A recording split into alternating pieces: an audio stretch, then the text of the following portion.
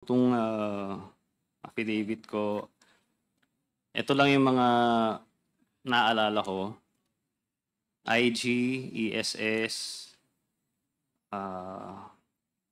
collector, CIIS.